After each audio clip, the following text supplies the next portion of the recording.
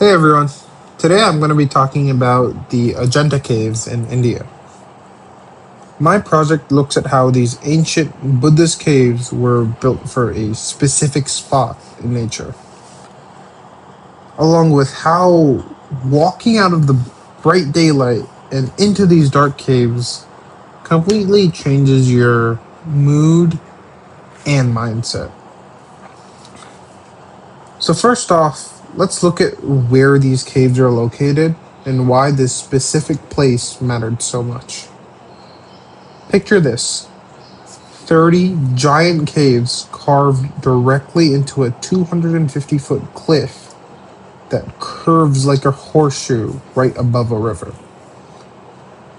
The monks chose this hidden canyon because it gave them everything they needed: peace, quiet, shelter, and fresh water, far away from the noisy city life. Even though it was a quiet retreat, it wasn't totally cut off from the rest of the world. Ajanta sat near major trade routes that connected big cities and ocean ports.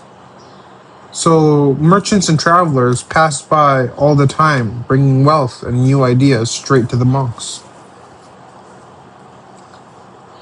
Ajanta was actually built in two big waves. First, around 2,000 years ago, local people and monks funded simple prayer halls and living quarters. Then, in the 5th century, a powerful emperor named Harisena took over. He and his wealthy court turned Ajanta into a huge, fancy, royal project full of amazing art.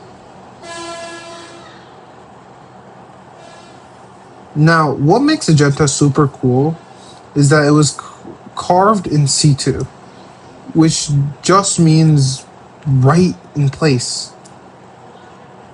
They didn't stack stone bricks like a normal building.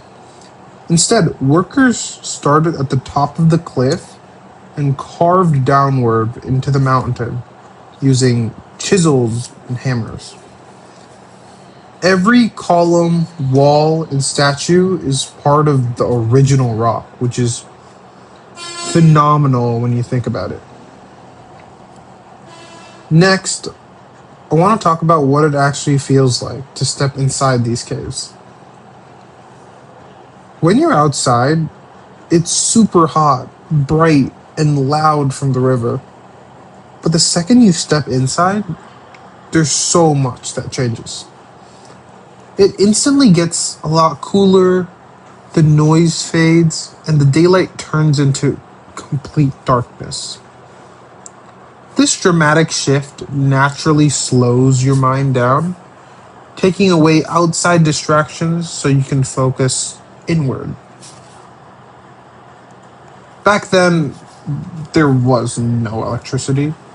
Monks used flickering oil lamps and water reflectors to light up the walls. As your eyes adjusted to the dark, giant paintings like the famous Bodhisattva Padmapani in Cave 1 would slowly pop out of the shadows. It made stepping into the cave feel like entering a sacred, magical space. These paintings inside also tell stories about the kings who paid for the caves and funded them. They painted stories of the Buddha's past lives, but they filled the walls with gold crowns, jewelry, dancers, and palaces. For the rich donors, funding a cave wasn't just a religious good deed like we think it would be. It was more of a way to show off their power and ensure they were remembered forever, even after they passed away. What's wild is how Ajenta's story changed over time. After Emperor Harisena died, the empire collapsed and work stopped. Monks left and the caves were forgotten in the jungle for over 1,300 years. Nature took over till a British officer accidentally stumbled on them in 1819 while hunting. Today, it's a famous UNESCO World Heritage Site visited by thousands of tourists across the globe. To wrap things up, Ajanta shows us that art built directly into nature gets its deepest meaning from its original home. The combination of the rock canyon, the royal history, and the walk from light into darkness creates an unforgettable experience that I'd hope everyone gets to experience. Thank you so much for listening. Um, it was really nice talking about this. Here are some sources I used for my paper and presentation, and here are some image sources.